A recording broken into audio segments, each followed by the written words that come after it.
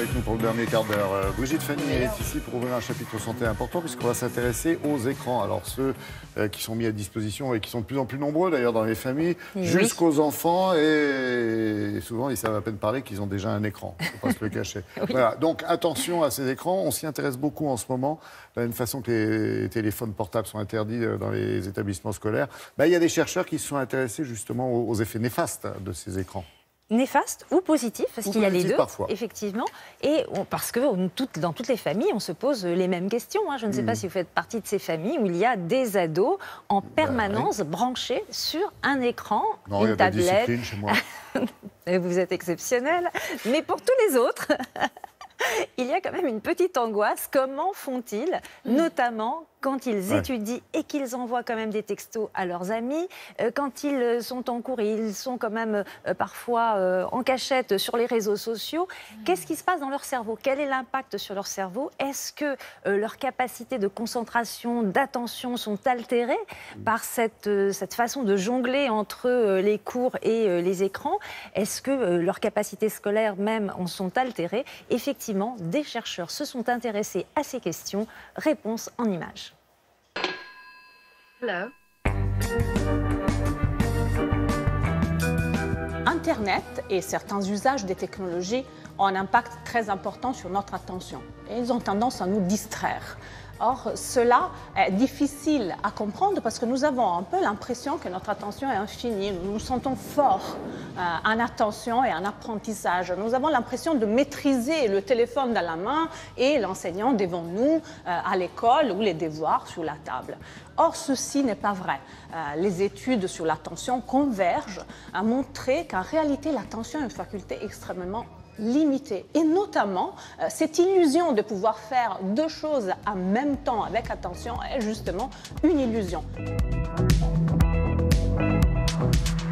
Nous arrivons à marcher et faire quelque chose comme parler parce que nous avons automatisé la marche. Mais dès qu'il s'agit de porter l'attention sur les deux tâches, en réalité, ce que le cerveau fait est de passer rapidement d'une chose à l'autre plutôt que de se concentrer sur les deux en même temps. Donc, quand on est concentré sur l'une, on risque de rater l'autre. Et on paye en plus un coût pour revenir sur la tâche qu'on a abandonnée. Et cet effet négatif sur notre attention peut se refléter sur les apprentissages de nos jeunes élèves, de nos étudiants.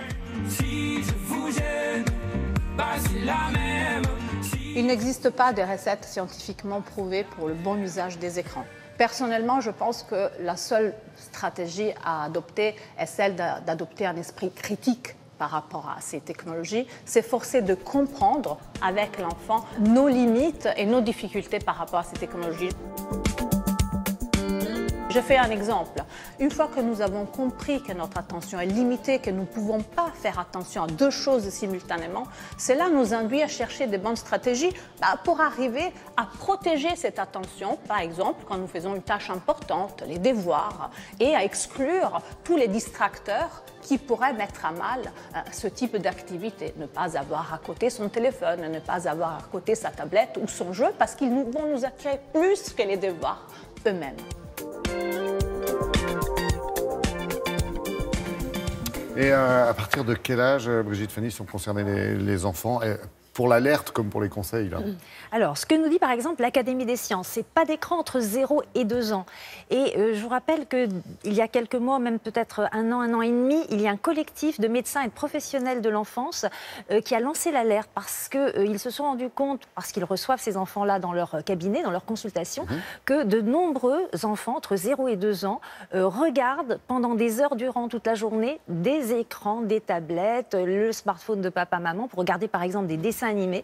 Et ils se rendent compte que ces enfants, finalement, ont des troubles, des retards du langage, des troubles du comportement, même parfois sévères, et qu'il faut, à un moment donné, dire stop à ces écrans dans cette tranche d'âge. Et puis après, entre 2 et 3 ans, les écrans à toute petite dose, mais toujours avec un adulte. Donc faire très attention à cette tranche d'âge 0-3 ans.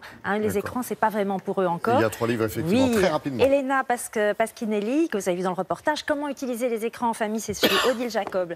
Les écrans, mode d'emploi pour une utilisation raisonnée en famille, le docteur Sylvie Dieu-Ozika. Et quand les écrans deviennent neurotoxiques, par Sabine Duflot. Et tout ça, vous le retrouvez sur le site internet de Télématin. Merci.